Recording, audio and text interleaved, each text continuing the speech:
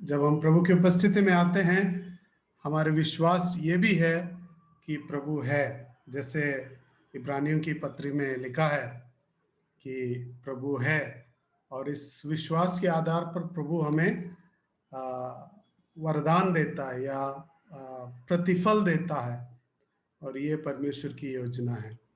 तो हम प्रभु को धन्यवाद देते हैं। और आज शाम के चंद देर के मनन के लिए, अध्ययन के लिए हम एक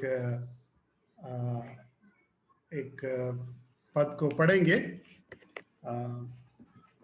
ये जो पद है, जो सबको शायद उतना परिचित नहीं होगा, फिर भी हम उस आयत से कुछ बातें सीखेंगे।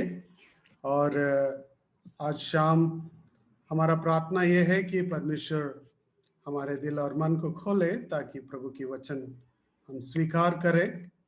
और इस शाम के वक्त जितने भी जुड़े हैं, सभी को फिर से एक बार मैं स्वागत करना चाहता हूं। हमारे बीच में कई लोग आज नहीं हैं, वैसे भी दिन भर दिन हमारे परिवार के लोग कम होते हो रहे, लेकिन हमें विश्वास है जब हम एकत्रित होंगे, शायद सब लोग हम मिल पाएंगे चर्च में, तो विश्वास करते हैं।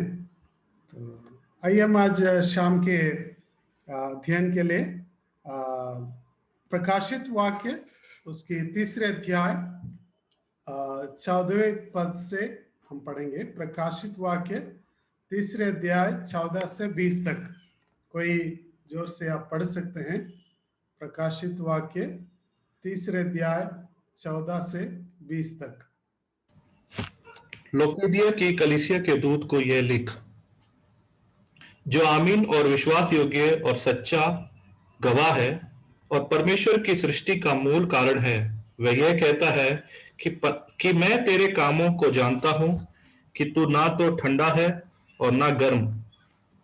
भला होता कि तू ठंडा या गर्म होता, इसलिए कि तू गुनगुना है और ना ठंडा है और ना गर्म, मैं तुझे अपने मुंह से उगलने पर हूं। तू कहता है कि मैं धनी हूं और धनवान हो गया हूं और मुझे किसी वस्तु की घटी नहीं, और यह नहीं जानता कि तू अभागा और तुच्छ और कंगाल और अंधा और नंगा है। इसलिए मैं तुझे सम्मति देता हूं कि आग में ताया हुआ सोना मुझसे मोल ले कि तू धनी हो जाए, और श्वेत वस्त्र ले ले कि पहनकर तुझे अपने नंगेपन की लज्जा ना हो, और अपनी आंखों में लगाने के लिए सुरमा ले कि तू देखने लगे। मैं जिन जिन से प्रेम करता हूं उन सबको उलाहना और ताड़ना देता हूं। इसलिए सरगर्म हो और मन फिरा। देख, मैं द्वार पर खड़ा हुआ खटखटाता हूं। यदि कोई मेरा शब्द सुनकर द्वार खोलेगा, तो मैं उसके पास भीतर आकर उसके साथ भोजन करूंगा और वह मेरे साथ। ओके, धन्यवाद। आइए हम 1 मिनट हम अपनी आंखों को बंद करें, हम प्रार्थना करें। हम ये प्रार्थना करें कि परमेश्वर पिता, आपके वचन के सामने मैं अपने आप को सौंपता हूँ। जो आप मुझसे बात करना है, जो मुझे सुनाना चाहते हैं, आप मुझे सुनाएं। उस समर्पण के साथ जब हम परमेश्वर की उपस्थिति में प्रार्थना करेंगे, सचमुच में आज प्रभु हमसे बातें करेंगे। हमारे जो भी सोच है, विचार है, सब हटाकर साइड में रखकर हम थोड़ा अपने आप को नम्र करते हुए हम प्रभु के वचन के सामने हम अपने आप को सौंपें। स्वर्गीय पिता, हम धन्यवाद देते हैं आपके वचन के लिए। आज शाम जैसे आपकी उपस्थिति में हम आए हैं, हमसे बातें कीजिए प्रभु। आपकी पवित्र आत्मा हमारे हृदय को छू लीजिए, और आज शाम प्रभु एक बदलाव के साथ, एक चेंज के साथ हम यहाँ से विदा होने पाए। आपकी महिमा हमारे जीवन में प्रकट कीजिए। आपकी पवित्र आत्मा हमारे दिल और मन में कार्य करने पाए प्रभु। हमारे व्यवहार में बदलाव लाने पाए, हमारे सोच और विचार में, हमारे दृष्टिकोण में बदलाव लाने पाए, ताकि आपकी महिमा हमारे जीवन के द्वारा होने पाए। धन्यवाद यीशु, आपके नाम के ऊंचाई हो प्रभु। जो वचन हम सुन रहे हैं उसके द्वारा प्रभु आपके राज्य की बढ़ोतरी हो प्रभु। हम अपने आप को सौंपते हैं। धन्यवाद, आदर महिमा आपको देते हुए इस विनती यीशु नासरी के नाम से मांगते स्वर्गीय पिता, आमेन आमेन आमेन। ये जो वचन जो हमने पढ़ा आप सबने सुने होंगे। तो यहाँ पर हम देखते हैं ये प्रकाशित वाक्य यानी बाइबल की अंतिम किताब है, प्रकाशित वाक्य, जो प्रभु यीशु मसीह के जो प्रेमी चेला जो यूहन्ना, वे एक टापू में जब अकेला वो उनको बैनिश किया गया था, यानी प्रभु यीशु मसीह को ग्रहण किया है, यानी प्रभु के चेला है, इस बात को देखते हुए वहाँ के जो गवर्नमेंट, जो रोमियो ने उनको वहां से उस क्षेत्र से भगा दिया और ऐसा एक टापू में डाल दिया जहां पर लोग कोई सपोर्ट नहीं है, वो अकेला वहां रहकर मरने का उस अवस्था है। उस रीति में वो लोग शिक्षा देते थे, लेकिन उनको दंड देते थे। लेकिन यहाँ पर हम देखते हैं कुछ पंडित, बाइबल के पंडित लोग कहते हैं कि वे वहां से बच निकल के आए और आके ये पत्री लिख रहे हैं। वहां पर जो भी प्रभु यीशु मसीह उनको बताया उस बात के आधार पर ये पत्री वो लिख रहे हैं। और इस जो प्रभु यीशु मसीह उनको प्रकट हुआ और उनके सामने रिवील हुआ, और प्रभु यीशु मसीह खुद उनसे जो भी बातें कहा उन बातों को यहाँ पर यूहन्ना लिख रहा है। अगर आप उसके दूसरे अध्याय से तीसरे अध्याय तक पढ़ोगे, दूसरा और तीसरा अध्याय में हम देखते हैं लगभग सात कलीसियों से प्रभु यीशु मसीह को कुछ कहना है, यानी 7 अलग अलग जगह का कलीसिया है। तो अगर आप ये मैप देखोगे, जो कि आज के जो तुर्की जाना जाता है, वहां का कलीसियाएं हैं। ये आप देख सकते हैं बाइबल में कि दूसरे अध्याय से अगर देखोगे, वहां पर आप उसका शीर्षक में भी आप पढ़ सकते हैं कि इफिसुस का कलीसिया और स्मुरना का कलीसिया, पेरगमम का कलीसिया, ये सब जगह का नाम है। उस जगह का जो कलीसिया है उनको यीशु मसीह एक संदेश दे रहा है।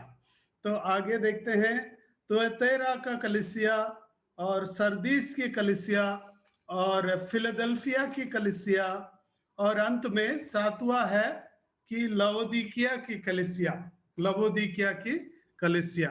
अब ये जो यहाँ पर जो हमने पढ़ा, वो संदेश जो है लवोदिकिया की जो कलीसिया को प्रभु यीशु मसीह खुद उनको सुना रहे, उनको संदेश दे रहे हैं।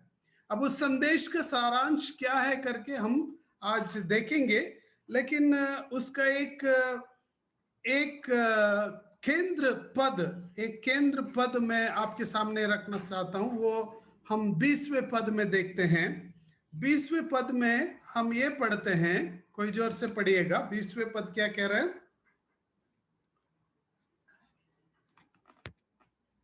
हाँ, सुन, मैं द्वार पर खड़ा हुआ और खटखटा रहा हूँ। यदि कोई मेरी आवाज सुनता है और द्वार खोलता है, तो मैं उसके घर में प्रवेश करूंगा तथा उसके साथ बैठकर खाना खाऊंगा और वह मेरे साथ बैठकर खाना खाएगा। ओके, धन्यवाद। यहाँ पर हम देखते हैं यीशु मसीह एक कलीसिया के लोगों को ये कह रहे, सुन, मैं दरवाजे पर खड़ा हूं।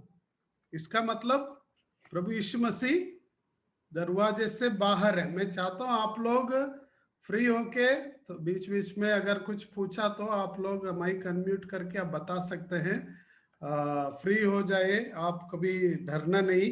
जो आपके मन में प्रभु उत्तर देगा आप बोलिएगा, तो गलत हो तो भी प्रॉब्लम नहीं है, आप बता सकते हैं। तो यहाँ पर हमने देखा कि यीशु मसीह कह रहे हैं कि मैं दरवाजे पर खड़ा हूं। तो किससे बोल रहे हैं प्रभु यीशु मसीह? किसको ये बता रहे हैं? विश्वासी को या अविश्वासी को? क्या लग रहा है आपको? भैया मेरी तरफ से तो ऐसा लग रहा है ये अविश्वासी के लिए होगा, जो विश्वास नहीं अविश्वासी के लिए होगा। ठीक है, और जी। कोई है? और कोई बता सकते हैं ये विश्वासी के लिए या अविश्वासी के लिए? कोई बात नहीं, गलत हो तो भी प्रॉब्लम नहीं है, आप बता सकते हैं। अविश्वासी के लिए। अविश्वासी के लिए, ठीक है। और कोई? विश्वासी के लिए। विश्वासी के लिए, ठीक है। लूकवार्म क्रिश्चियंस के लिए। लूकवार्म विश्वासी। ओके, ठीक है, ठीक है। विश्वास तो विश्वासी के लिए, ठीक है। तो हमें से कई लोग बोले विश्वासी के लिए, कुछ लोग बोले अविश्वासी के लिए, ठीक है। आपके जो ऑब्जर्वेशन के लिए मैं धन्यवाद कहना चाहता हूं। लेकिन थोड़ा और अगर अब हम ऑब्जर्व करेंगे, उसका शुरुआत कैसा होता है? यीशु मसीह क्या कह रहे हैं? किसको बता रहे हैं? लवोदिकिया की कलीसिया के लिए, यानी उस जगह पे जो कलीसिया है, पूरे कलीसिया को मिलकर कह रहे हैं। उसका मतलब हम कैसे, हालांकि अविश्वासियों को एक दूसरे नजरिया से देखा तो अविश्वासी के लिए हम बता सकते हैं, लेकिन इस कॉन्टेक्स्ट में, इस संदर्भ में विश्वासियों को प्रभु यीशु मसीह कह रहे हैं। उसका मतलब विश्वासी भी कभी कभी क्या करते हैं? यीशु मसीह को अपने घर से बाहर करके अपने दरवाजा बंद कर देते हैं। क्या आप सहमत है इस बात को? इस बात पर सहमत है आप? जी भैया। हाँ, ओके। तो यीशु मसीह को घर के बाहर करके हम अपने दरवाजे को बंद करते हैं कभी कभी। तो इसीलिए यीशु मसीह कहता है, सुन मैं दरवाजा पर और द्वार पर खड़ा हूं और खटखटा रहा हूं। प्रभु खटखटा रहे हैं। यदि कोई मेरी आवाज सुनता है और द्वार खोलता है तो मैं उसके घर में प्रवेश करूंगा तथा उसके साथ बैठकर खाना खाऊंगा और वो मेरे साथ बैठकर खाना खाएगा। अब इसलिए मैं आज के संदेश को एक शीर्षक, ऐसा एक टाइटल देना चाहता हूं, दरवाजे पर दस्तक। दरवाजे पर दस्तक। तो मैं चाहता हूं हम सब इस बात पर थोड़ा ध्यान रखें कि दरवाजे पर दस्तक हो रहे, यानी कोई खटखटा रहे हैं। हमारे घर पे कुछ, हम लोग इधर इस घर में शिफ्ट करने के कुछ महीने के बाद एक छोटा सा लड़का दौड़ के आया। हमारा जो घंटी जो है, कॉलिंग बेल, उस कॉलिंग बेल को एकदम दबाकर खराब कर दिया। तब से लेकर अभी तक लगभग 2 साल तक अभी हमारे घर पे घंटी नहीं है, यानी कॉलिंग बेल नहीं है। तो हमारा मन में, जैसे घर के अंदर हम बैठे रहते हैं, थोड़ा सा आवाज आया तुरंत अलीसा उठ के जाती है, मम्मी कोई आ गया। जब दरवाजा खोल के देखते हैं तो कोई नहीं है। कभी कभी वो हवा के कारण भी आवाज आ जाता है। कभी कभी हमको ये लगता है कोई आवाज, हवा से आवाज आ रहा है इसलिए चुपचाप बैठ जाते हैं, लेकिन हम देखते लगातार बजाते रहते हैं, उधर टक टक करते रहते हैं, तो बाद में पता चल जाता है कोई आ गया। तो कई बार हमें ऐसा भी परिस्थिति हुआ है। लेकिन अगर ये बात अपने आत्मिक तौर से सोचेंगे तो कई बार ऐसा होता है, हमारे हृदय को हम बंद कर देते, हृदय के दरवाजे को बंद करते हैं और यीशु मसीह को दरवाजे से बाहर करने का परिस्थिति कई बार हमारे जीवन में हुआ है। तो इसलिए जैसे इस आयत से, इस अध्याय से चंद बातें जैसे हम डिस्कस करेंगे, तो मैं चाहता हूं हम सब अपने दरवाजे के बारे में थोड़ा सोचे। अपने हृदय के दरवाजे अभी खुला है या बंद है? इस संदेश के बाद, इस शाम के बाद मैं अपने आप से भी कह रहा हूं, हम सब ये तय करें कि हमारा दरवाजा बंद ना हो, हमारा दरवाजा खुला है और प्रभु यीशु मसीह हमारे अंदर आया है। इस बात को पक्का करें, यही मेरा उद्देश्य है आज शाम के इस संदेश से। आइए हम इस आयत को थोड़ा बारीकी से देखें। यहाँ पर हमने देखा 20वीं आयत में यीशु मसीह ने कहा कि मैं द्वार पर खड़ा हूं, लेकिन उससे पहले अपने परिचय प्रभु यीशु मसीह देता है। तो ये कौन खटखटा रहा है, दरवाजे पर कौन खटखटा रहा है, उसकी 14वां पद अगर आप पढ़ोगे वहां पर अपना परिचय दे रहे हैं। क्या परिचय दे रहे हैं, कोई पढ़ सकते हैं? हाँ, आप में से कोई पढ़िएगा। 3 अध्याय 14 पद क्या पढ़ा है, क्या लिखा है? जो आमीन है, विश्वासपूर्ण है तथा सच्चा साक्षी है, जो परमेश्वर की सृष्टि का शासक है, इस प्रकार कहता है। ओके, अपने बारे में क्या कह रहे हैं, क्या क्या लिखा है इधर, बोलिए, कोई कोई बोल सकते हैं। हाँ, सबसे पहला जो आमीन। आमीन, आमीन, हम सब आमीन बोलते हैं। एक बार मैंने इसका ऊपर एक संदेश दिया था, आपको याद है कि नहीं मालूम, यानी इस साल की शुरुआत में जनवरी में मैंने ये एक संदेश दिया था कि विश्वास योग्य परमेश्वर, याद है किसी को? अब कल के दिन पूछेंगे कि आज क्या संदेश दिया, हम भूल जाते हैं, है ना। तो 1-2 महीने के 3 महीने के पहले का संदेश कहाँ याद रहेगा, है ना। तो ये वहां पर हमने देखा आमीन जो शब्द है पुराने नियम यानी इब्रानी भाषा में आमीन का मतलब जो है वो पक्का है, यानी अटूटा, यानी एक फर्म फाउंडेशन, एक स्ट्रॉन्ग वर्ड, यानी एक अटूटा परिपक्वता उसको बताते, यानी ना बदलने वाला, ना चेंज नहीं होने वाला, वही है हमारा प्रभु यीशु मसीह। तो खुद को कैसे परिचय दे रहे हैं? मैं आमीन हूं, यानी मैं बदलता नहीं हूं, मैं चेंज नहीं होता, मैं कल जो था वही हूं, आज भी मैं कल भी ऐसे ही हूं। और आगे कहता है, उनका नाम क्या कह रहे हैं? विश्वास पूर्ण है।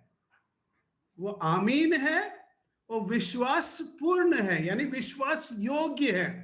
अभी हमने गीत में गाया, मैं बहुत खुश हूं क्योंकि मैंने मनीष को बताया नहीं मैं क्या संदेश दे रहा हूं, लेकिन मैंने वो जो शब्द उसमें देखा कि प्रभु को जो गीत में हमने देखा कि विश्वास योग्य, विश्वास योग्य मेरे प्रभु, हमने गीत गाया, उसमें क्या कहा कि हम आपको स्तुति करते हैं, आपकी आराधना करते हैं। तो ये बात हमारी गहराई से, हमारे दिल की गहराई से इस बात को हम समझते हैं कि परमेश्वर विश्वास योग्य है।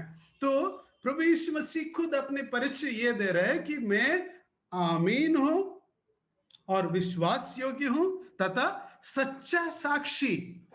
सच्चा साक्षी यानी उनकी जो साक्षी है, उनकी जो गवाही है, साक्षी यानी गवाही, परमेश्वर यीशु मसीह की गवाही वो सच्चा है। लोग अगर हमारे बारे में गवाही देते हैं वो कभी कभी झूठे हो जाते हैं, कभी ऐसा भी होता है हमारा जो हमारा प्रीति के लिए, हमारे जो हमें प्रसन्न करने के लिए कुछ ना कुछ बड़ा चढ़ाकर बोल देते हैं लोग, है ना। ओ इतना अच्छा व्यक्ति हो और कहीं नहीं, आप तो बहुत सुंदर हो, आप ऐसे हो वैसे हो, इतना मक्खन लगा देते लोग, है ना। लेकिन यीशु मसीह जब देखते हैं वो मक्खन नहीं लगाते, क्योंकि यीशु मसीह जानता है हमारा स्थिति क्या है। अपना सच्चे साक्षी के आधार पर ही आगे हम देखते हैं क्या क्या कह रहे हैं। मैं इसके बारे में दोबारा में वापस आएंगे इधर, सच्चे साक्षी क्यों कह रहे हैं यीशु मसीह, ठीक है। और अगले पद को ध्यान दीजिए, वहां क्या कह रहे हैं? जो परमेश्वर की सृष्टि का शासक है। तो यीशु मसीह अपने आप को क्या परिचय, मैं अगर मेरे बारे में परिचय दे रहा है तो मैं क्या बोलूंगा? मैं जेनिश बदाया, यहाँ बैंगलोर मसीह मंडली कलिसिया में एक अगुआ हूँ, और मैं इंटरलिंक में काम करता हूँ, परमेश्वर की सेवकाई करता हूँ, और मेरे पास मैं ऋतु के हस्बैंड हूँ, अलीसा और सना का पापा हूँ। तो ये सब मेरा परिचय है। या और भी बोला, हमारे गांव में जाके बोलागा तो मैं मेरा पापा का नाम बोल के बोलूंगा कि फलाना आदमी का बेटा हूँ। ये सब मेरा परिचय है। लेकिन यीशु मसीह क्या परिचय दे रहे हैं अपने आप को? वो आमीन और विश्वास योग्य, सच्चा साक्षी और सारी सृष्टि का शासक। यानी पूरा सृष्टि उनके अधिकार में है। सारे सृष्टि, आजकल हम बहुत चिंतित है क्या क्या हो रहा है दुनिया में, पृथ्वी में क्या क्या हो रहा है, कैसा चल रहा है, लेकिन इन तमाम बातों के बारे में हम चिंतित है। लेकिन यहाँ पर हम देखते हैं प्रभु यीशु मसीह सारे सृष्टि का शासक है, पूरे ब्रह्मांड का शासक है, वो अधिकारी है। उस परमेश्वर अब क्या कह रहे हैं कि वो दरवाजे पर खटखटा रहे हैं। तो प्रश्न ये है कि वो दरवाजे पे क्यों खटखटा रहे हैं, उसका उद्देश्य क्या है? दरवाजे पे खटखटा क्यों रहे हैं? हम विश्वासियों से ये पूछना चाहता हूं कि यीशु मसीह दरवाजे के बाहर क्यों हैं? ये इसके बारे में बाद में भी हम देखेंगे, लेकिन एक संक्षिप्त रूप में अगर कहेंगे कि हमने दरवाजे से बाहर कर दिया है ना, इसलिए यीशु मसीह बाहर है। हमारे दरवाजे को बंद कर दिया। पहले यीशु मसीह हमारे घर के अंदर थे, हमारे घर के अंदर थे। जब प्रभु यीशु मसीह को हमने ग्रहण किया, प्रभु हमको अपना बनाया, तो उस समय प्रभु को हमने अपने घर के अंदर स्वीकार किया। लेकिन कई बार ऐसा होता है कि हमारी स्वयं के कारण, आगे हम देखते हैं क्यों हम यीशु मसीह बाहर है, तो उसके बारे में हम देखेंगे। लेकिन कई बार ये होता है कि यीशु मसीह हमारे जीवन के उस कारण की वजह से, यानी हमारे जो यीशु मसीह के खिलाफ जो जीवन है, उसके आधार पर यीशु मसीह अभी घर के बाहर हो गया है। और यीशु मसीह का उद्देश्य क्या है, क्यों खटखटा रहे हैं? उसके 20वें आयत में हमने देखा कि यीशु मसीह कह रहे हैं, अगर कोई दरवाजा खोला, अगर कोई द्वार खोलता है, तो मैं उसके घर में प्रवेश करूंगा, दोबारा आऊंगा। अगर सोच लीजिए किसी को आप घर से बाहर निकाल दिया, तो वो दरवाजे पर खटखटा रहे, तो हमारी मनोभावना क्या है? हम कभी उसको अंदर आने नहीं देंगे।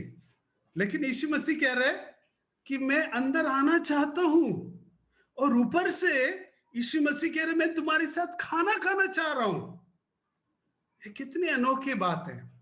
हमने यीशु मसीह के खिलाफ विरुद्ध पाप किया, यीशु मसीह को हमने घर से बाहर कर दिया, फिर भी जरा देखिए उनके प्रेम इतना है, यीशु मसीह का प्रेम इतना गहरा है कि अभी भी वो द्वार पे खटखटा रहे हैं, और वो कह रहे हैं कि वो अंदर आना चाहते हैं, वो हमारे साथ भोजन करना चाहते हैं, और हमारे साथ मेल मिलाप में रहना चाहते हैं, उस शांति में रहना चाहते हैं। हमारे जीवन में उस खुशी, हरियाली, उस आनंद, प्रेम हमारे हृदय में भरना चाहता है।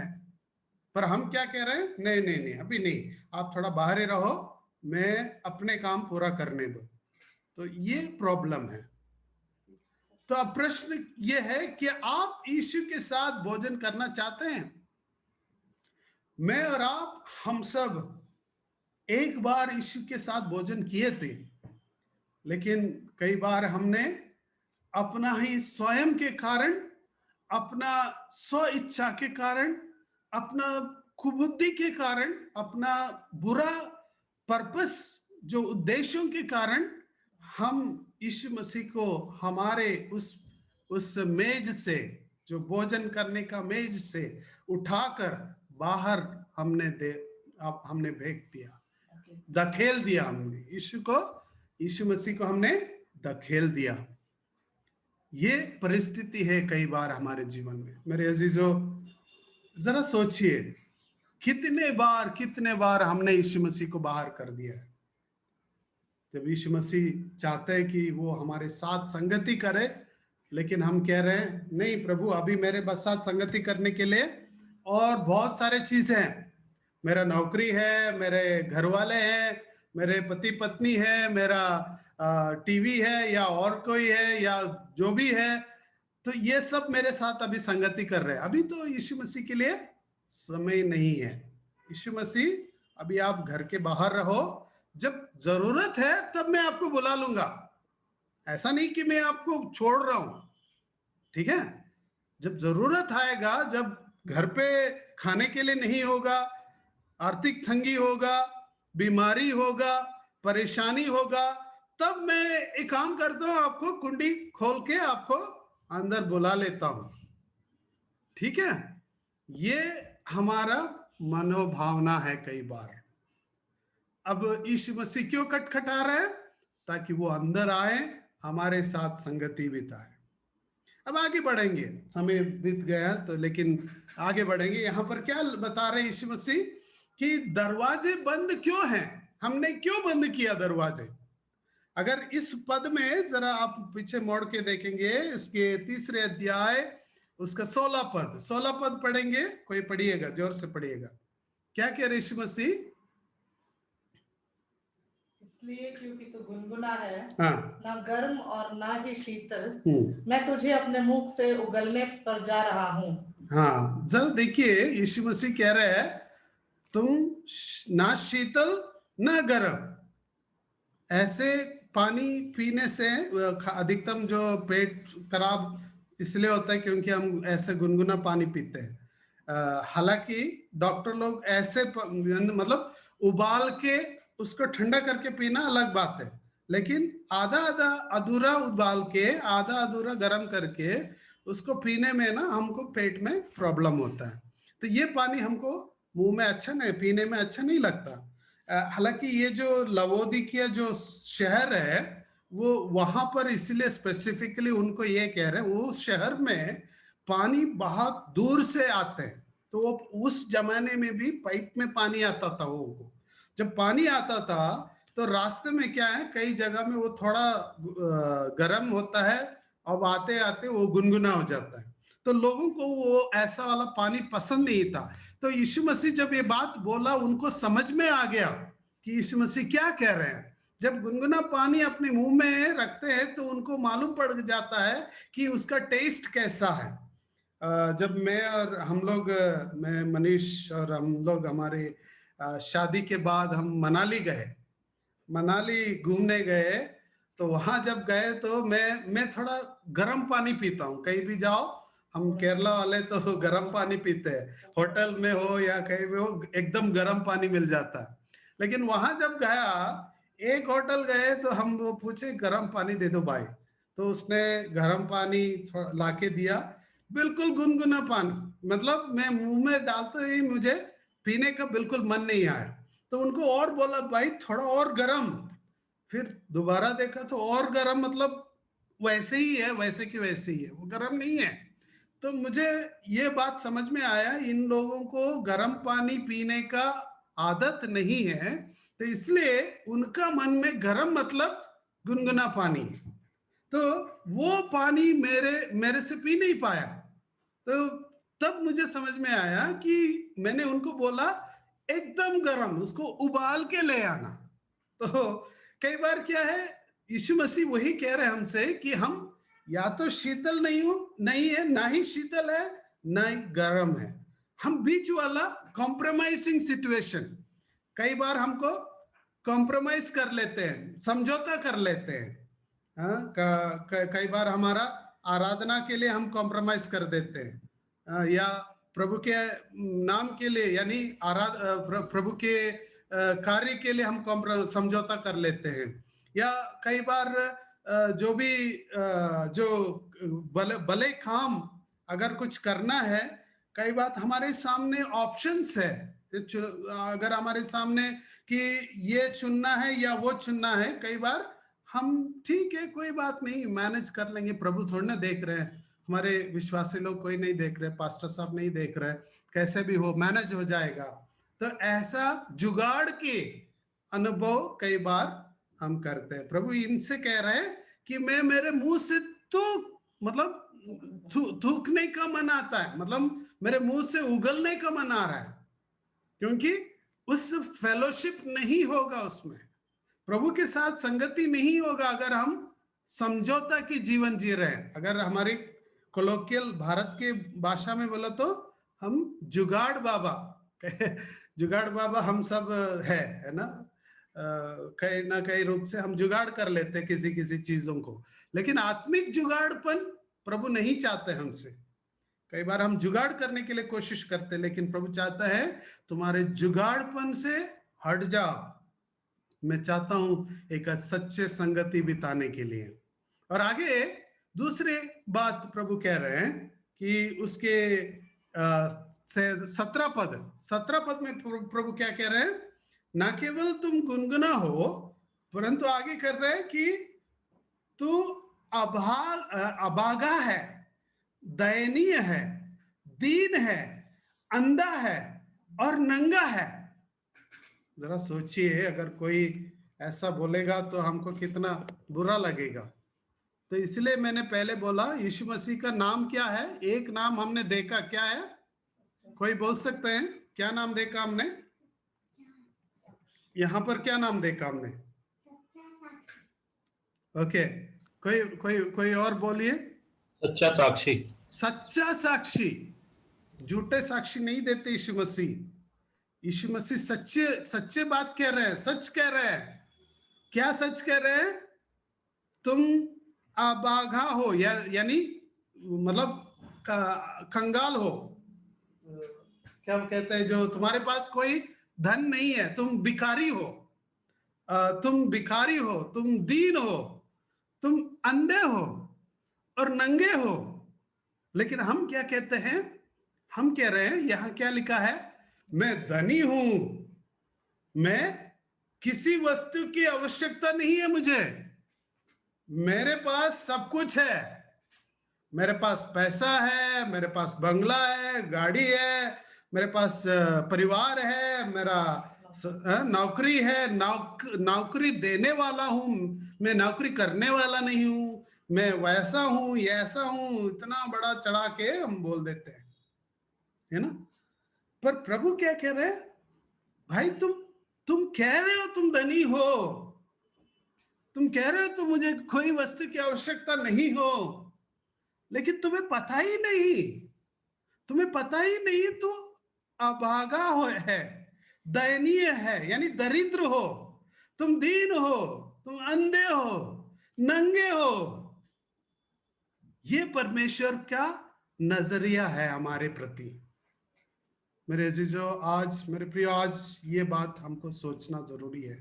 क्या हम दरिद्र है, हम नंगे हैं, हम अंधे हैं?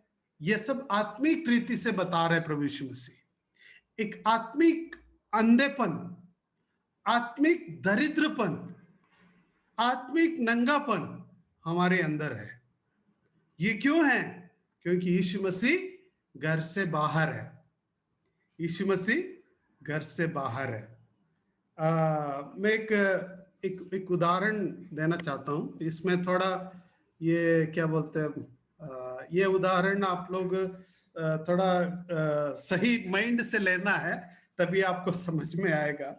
बात यह है कि एक बार एक पास्टर किसी के घर विजिट करने गए थे। जब घर विजिट करने गए तो वहां पर बहुत देर से खटखटाया, वहां से कोई आवाज नहीं आया। तो वहां पर एक पास्टर ने क्या करा कि एक चिट्ठी लिखा, उसमें प्रकाशित वाक्य 3 अध्याय 20वां पद लिख के रखा। क्या है? मैं द्वार पर खटखटा रहा हूं, मेरी आवाज सुनकर कोई दरवाजा खोला तो मैं अंदर आऊंगा, मैं उनके साथ भोजन करूंगा। तो ये बात वहां पर लिख के चले गए। और अगले हफ्ते आराधना के समय, दान के समय आया, भेंट के समय आया, वहां पर उस पे एक चिट्ठी, एक पर्ची देखा उसने। एक पर्ची ये देखा कि वहां पर लिखा है उत्पत्ति की किताब 3 अध्याय 10वें पद। उत्पत्ति 3 अध्याय 10वें पद, कोई पढ़िएगा।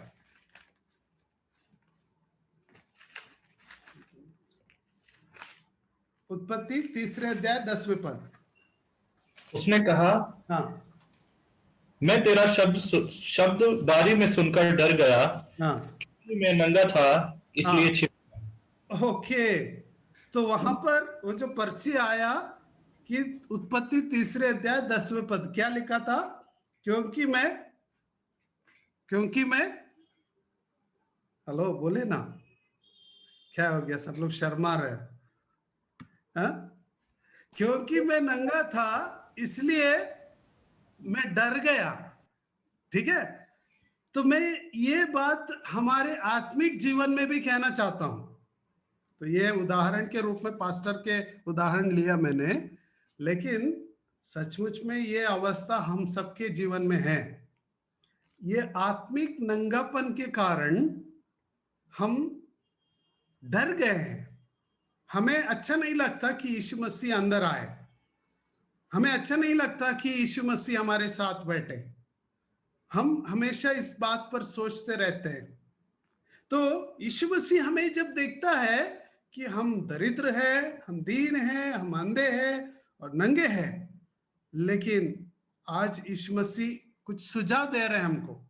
सुनो, तुम्हारे इस अवस्था से बदलाव आने के लिए कुछ बदलना है कि सचमुच में तुम मुझे अंदर लाना चाहते हैं तो क्या करें? तो दरवाजे कैसे हम खोल सकते हैं? दरवाजे कैसे खोल सकते हैं? उसके 18 पद पढ़िएगा। 18 पद क्या लिखा है?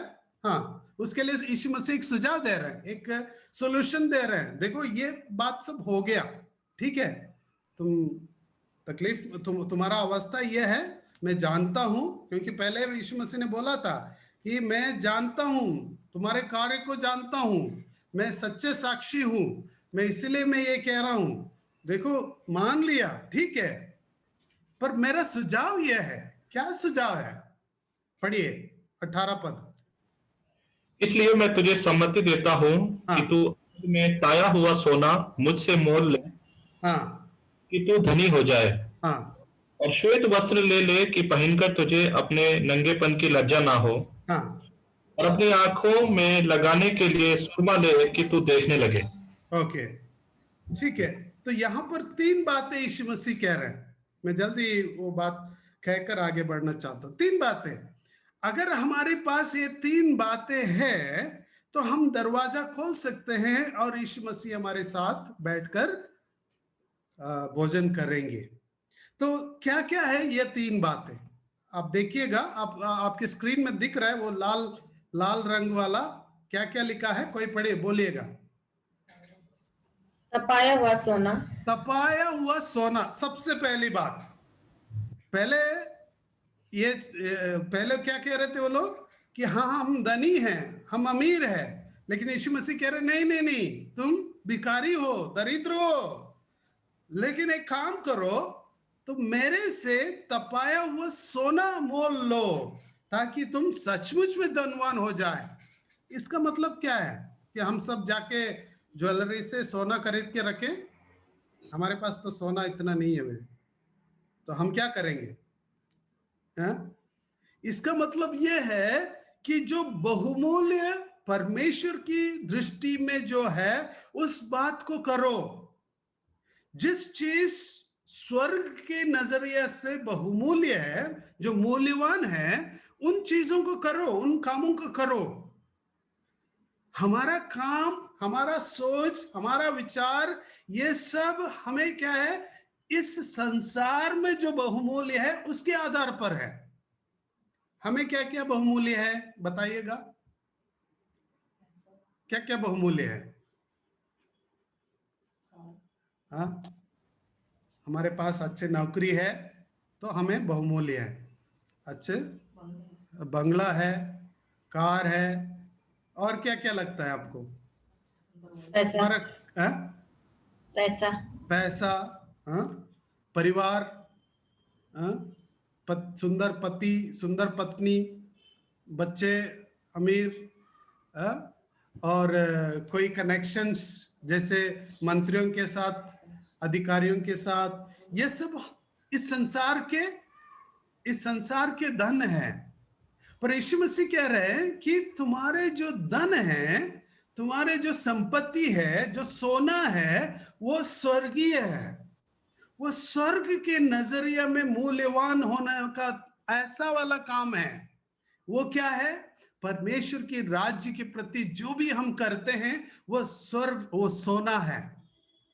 परमेश्वर की वचन के मनन जो है वो सोना है। परमेश्वर की वचन हम स्वीकार करते हैं वो सोना है। परमेश्वर की वचन के आधार पर चलना वो सोना है। और दूसरों के प्रति हम तरस दिखाना या दूसरों के प्रति प्रेम दिखाना वो सोना है। दूसरों को प्रभु की ओर ले आना वो सोना है। परमेश्वर की राज्य के लिए अपने हाथ बढ़ाना, अपने पैसा देना, अपने समय देना, अपना सोच विचार उसके प्रति करना, काम करना, ये सब सोना है। ये प्रभु यीशु मसीह कह रहे हैं। आगे दूसरी बात क्या कह रहे हैं? क्या लेना है? दूसरा जो चीज क्या है? देखिए, श्वेत वस्त्र मतलब सफेद कपड़े। श्वेत यानी हम लोग ये सोचते श्वेत सिर्फ एक कलर के रूप में ही जाने जाते हैं, लेकिन इस कॉन्टेक्स्ट में यीशु मसीह कह रहे हैं वो एक हमारे चरित्र के बारे में। हमारे चरित्र, आत्मिक चरित्र कैसा है, हमारे चरित्र कैसा है, वो चरित्र जब हम पहनेंगे हमारे आत्मिक लज्जापन से हम मुक्त हो जाएंगे। हमारे जो आत्मिक लज्जापन से या हम नंगेपन से हम मुक्त हो जाएंगे। तो इसलिए यीशु मसीह कह रहे हैं तुम पहनने के लिए श्वेत वस्त्र भी मोल ले लो, ताकि तेरी लज्जापूर्ण नग्नता का तमाशा ना बने। मेरे प्रियो, आजकल ये बहुत इंपॉर्टेंट चीज है हमारे विश्वासियों के जीवन में, क्योंकि कहीं ना कहीं हमारे जो वस्त्र है, हम सोचते हैं हम अच्छे कपड़े पहने हैं, करोड़ों का साड़ी आजकल आ रहा है, लाखों का साड़ी पहनते हैं। हमारे बहनें कपड़े में बहुत इच्छुक रखते हैं, भाइयों में भी करते हैं, ऐसा नहीं है, लेकिन ज्यादातर हमारे बहनें कपड़े कहीं भी जाओ, बाहर दुकान जैसे घूमने जाते हैं, आंख कहाँ जाता है, कहाँ कपड़े टांगा है ना। तो ये नेचुरल है, क्योंकि कपड़े में ज्यादा वो देते हैं। तो ये ठीक है, कपड़े में थोड़ा ध्यान देना जरूरी है, लेकिन ऐसा नहीं कि पूरे पैसा एक साल के, एक महीने का जो तनख्वाह पूरा कपड़े में उड़ा दिया जाए, ऐसा नहीं कह रहा हूं। लेकिन बात यह है कि जितना भी महंगा कपड़ा हम पहने हो तो भी हमारे आत्मिक नंगापन वो कोई भी कपड़े से हम कवर नहीं कर पाएंगे। बात यह है, हमें याद है आदम की वाटिका में जब आदम और हव्वा जब पाप किए तो क्या हुआ? वो उनको एहसास हुआ वो नंगे हैं, वो शारीरिक यानी फिजिकल भौतिक नंगापन को समझ में आया, लेकिन उसके पहले उसके सबसे अहम बात ये था कि वो आत्मिक रीति से नंगे हो गए हैं, है ना। तो पाप क्या करता है? हमें आत्मिक रीति से नंगा करता है। तो इसलिए यीशु मसीह कहता है कि आत्मिक फल को यानी आत्मिक चरित्र को हमें पहनना जरूरी है। ये पवित्र आत्मा का अगुवाई से होता है। ये परमेश्वर यीशु मसीह का जो धार्मिकता है वो है। हमारा धार्मिकता हमेशा नंगाई मतलब वो हमारे जो नंगापन को कवर नहीं कर पाएंगे हमारे धार्मिकता से, लेकिन जब आप प्रभु यीशु मसीह की धार्मिकता पहनते हैं, हमारे उस नंगापन से हमें छुटकारा मिलेगा। ठीक है, आगे तीसरी बात क्या कह रहे हैं? तीसरी बात यहां पर लिखा है अंजन। अंजन यानी कोई और ट्रांसलेशन, मनीष आप कुछ और पढ़ रहे थे, क्या लिखा है? सुरमा, काजल। काजल, सुरमा, ठीक है। तो ये सुरमा हमारे बहनों में से बहनों को पूछेंगे तो सब लोग कहेंगे सुरमा डालने से क्या होगा? क्या कोई बता सकते हैं क्या फायदा है सुरमा से? काजल बोल लीजिए, काजल से क्या फायदा है? हाँ, कोई यूज करते कि नहीं? आंखों की दृष्टि के लिए थोड़ा फैशन के लिए? आंखों की दृष्टि थोड़ा तेज हो जाए, एक तो उस वजह से, दूसरा फैशन के लिए। अच्छा, दो पर्पस है, आंखों की दृष्टि तेज होता है, ठीक है। हाँ, तो पुराने जमाने में ये जो लवोदिकिया, जो जिस जगह के नाम मैंने बोला, उस देश में, उस क्षेत्र में ये चीज बहुत अहम था, यानी वहां बहुत बिकता था, वो बनाते थे, उनको बना के बेचते थे, वहां पर मिलता था। तो प्रभु यीशु मसीह कह रहे हैं कि अपने नेत्रों में आंचने के लिए तो अंजन भी ले ले, यानी किससे ले ले? यीशु मसीह से ले ले।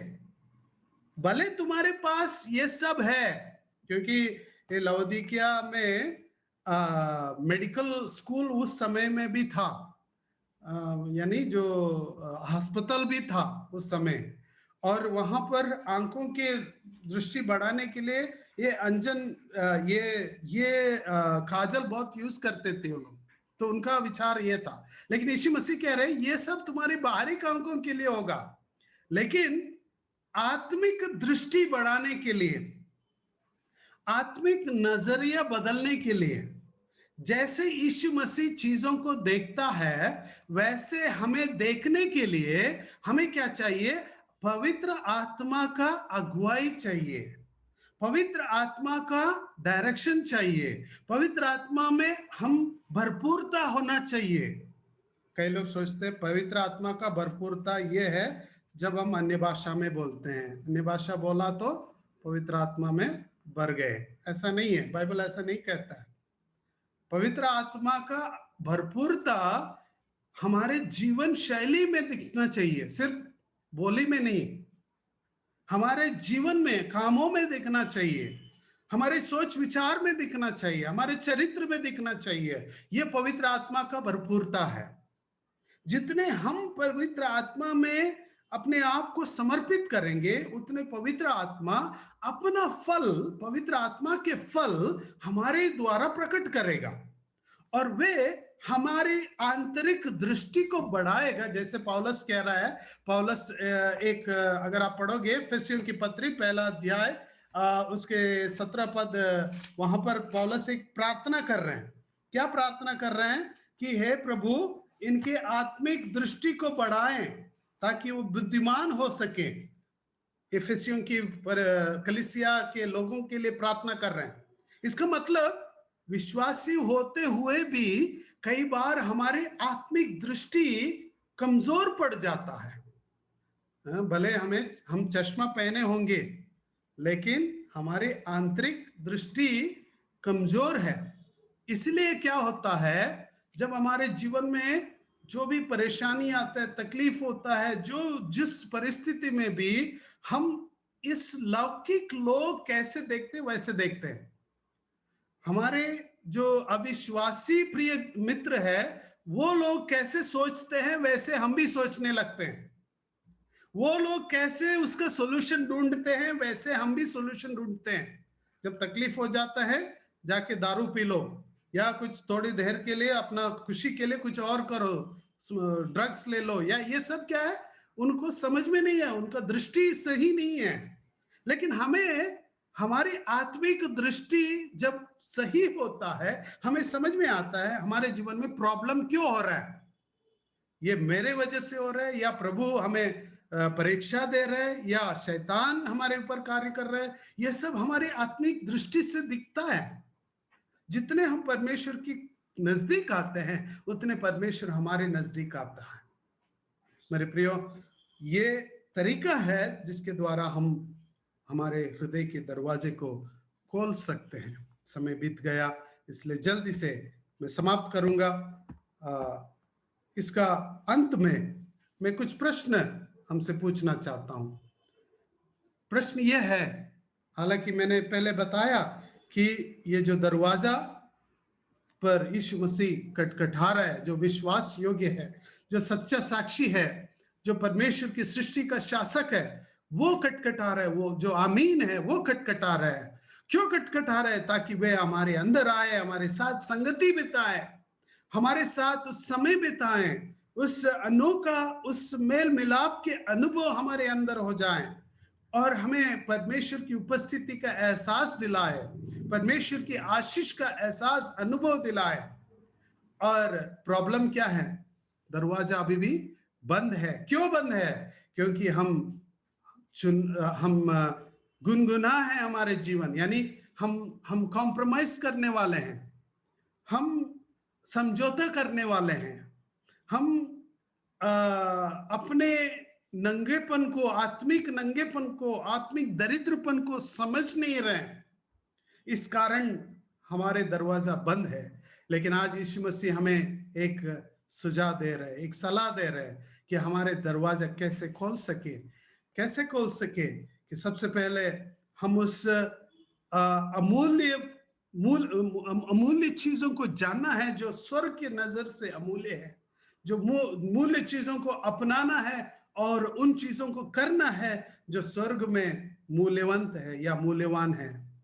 और साथ ही साथ हमारे आत्मिक चरित्र को हम समझना है, कैसा है हमारे चरित्र, कैसा है, उसके आधार पर हम अपने जीवन को श्वेत रख सकते हैं, यानी पवित्र रख सकते हैं। उसके साथ साथ तीसरी बात, आत्मिक दृष्टि को हम बढ़ाना है। पवित्र आत्मा की अगुवाई के द्वारा, पवित्र आत्मा के भरपूरता के द्वारा आत्मिक दृष्टि को हम बढ़ा सकते हैं। तो ये जब हम करेंगे तो सचमुच में हम प्रभु यीशु मसीह के साथ भोजन कर सकते हैं, संगति बिता सकते हैं, खुशी और आनंद उठा सकते हैं, अनुभव कर सकते हैं, यीशु मसीह के साथ संगति बिता सकते हैं। अब अंत में ये प्रश्न है, क्या आपने यीशु के आवाज सुनी है? आज जैसे हम आज शाम प्रभु यीशु मसीह के खटखटाने के बारे में हमने सुना, लेकिन प्रश्न यह है, क्या आप उस आवाज को सुन पा रहे हैं? क्या यीशु आपके दरवाजे के बाहर है या वो अंदर है? ये बात हमको सोचना बहुत जरूरी है। क्या आप यीशु के साथ भोजन करना चाहते हो? ये 3 प्रश्न हम अपने आप से पूछें। 1 मिनट हम अपने आंखों को बंद करें और हम अपने हृदय की गहराई से हम अपने आप से पूछेंगे, क्या सचमुच में यीशु मसीह मेरे अंदर है या मेरे बाहर है? यीशु की आवाज को क्या मैं सुन पा रहा हूं या मैं नजरअंदाज कर रहा हूं? क्या मेरे अंदर उस गलतफहमी है, ये यीशु का नहीं और कोई होगा? या और कोई जब खटखटाते हैं कि हम सोचते हैं हाँ ये यीशु है, तो उनको अपना लेते हैं। मेरे प्रियो, आज हम निर्णय लेंगे, प्रभु यीशु मसीह मेरे जीवन में उस बदलाव को लाओ। मैं चाहता हूं कि मेरे जीवन भर आपके साथ सच्चे संगति को बिताऊं, एक बदलाव मेरे जीवन में आए, एक समर्पण की जीवन मेरे जीवन में आए। जैसे यीशु मसीह अंत में बुला रहा है, मन फिराओ, बदलाओ, लौटाओ, यीशु मसीह हमें बुला रहा है। परमेश्वर पिता, हम धन्यवाद देते हैं आपके वचन के लिए। हमें सहायता कीजिए, आपकी महिमा हम कर पाए। प्रभु धन्यवाद, आदर महिमा आपको देते हुए इस बिनती यीशु नासरी के नाम से मांगते स्वर्गीय पिता, आमीन आमीन। धन्यवाद। प्रभु सबको आशीष दे इस वचनों के द्वारा।